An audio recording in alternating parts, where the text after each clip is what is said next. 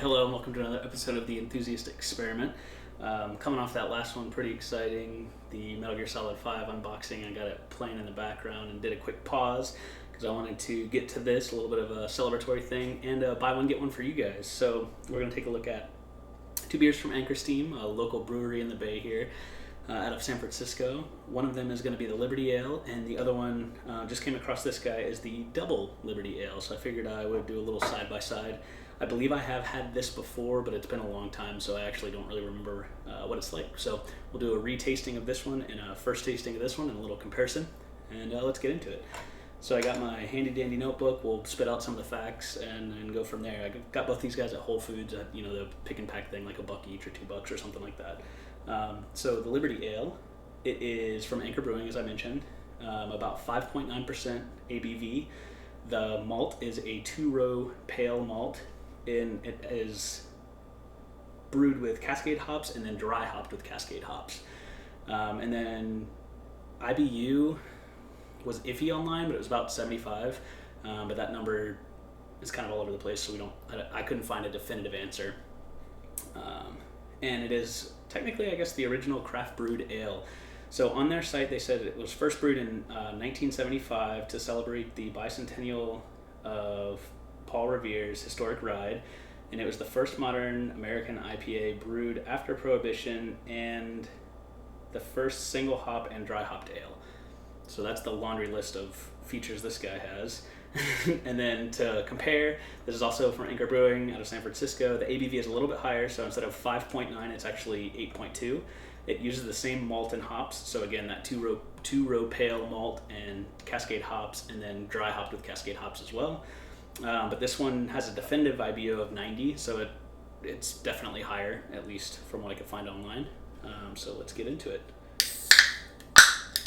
Hope all of you are doing well, and that you've been able to play a little bit of Metal Gear Solid also. Let me know down in the comments below what's your preferred console. I'm a PS4 guy, if you couldn't tell. And boom. Alright, so straight away, off the bat, you can kind of see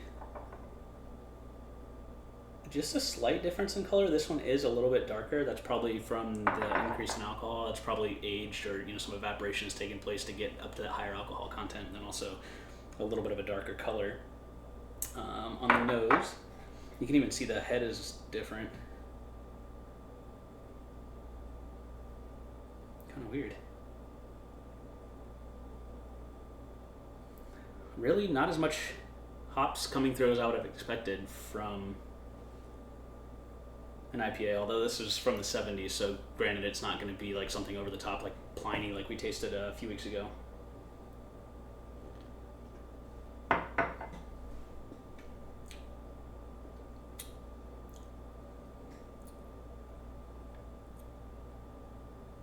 It's pretty tasty.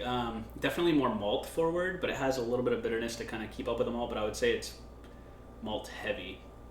But the bitterness is coming through on the finish. So it's one of these that if you're used to modern day IPAs, or everyone's trying to push the envelope, this is definitely going to take you back a little bit. It's very much malt forward in that regard.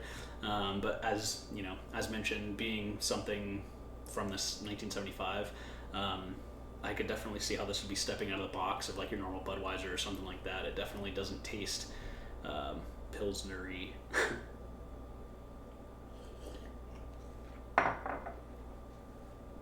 Overall, that's really good though.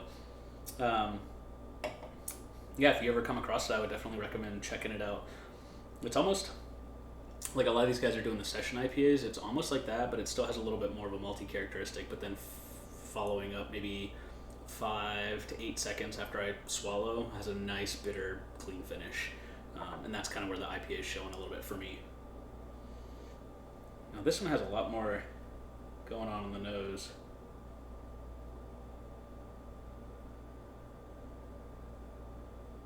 I can smell just a little bit of the alcohol, but like in the form of sweetness, so kind of like I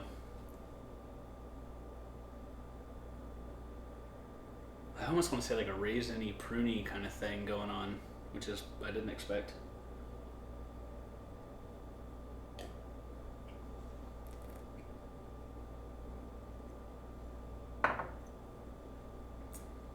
and definitely a lot bigger in the mouthfeel, and a little bit more of that sweetness. Kind of like as you go up in 60, 90, and 120 minute by Dogfish Head, how it kind of gets a little bit sweeter because of that alcohol.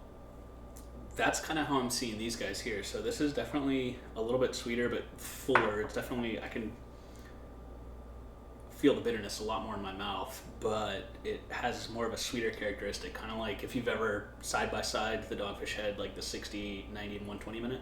Once you get up into that, like even if you did the 60 and the 120, you can really tell the 120 is a bigger beer, bigger mouthfeel. You can taste a little bit of the alcohol, but not hot, not heat, but just in the form of body, and then the sweetness from like the condensed malt flavor. Definitely interesting. You can really see the color difference. At least I can. Hopefully it's coming through on the camera. We'll have to maybe do some of these in person or something. Enjoy each other's company but a little bit. But I'm going to go finish these guys out and play a little bit more Solid Snake, or Boss, if you will. But appreciate you guys swinging by. And it's been a look at the Double Liberty and Liberty Ales by Anchor Steam. Hope you're all having a great weekend, and talk to you soon.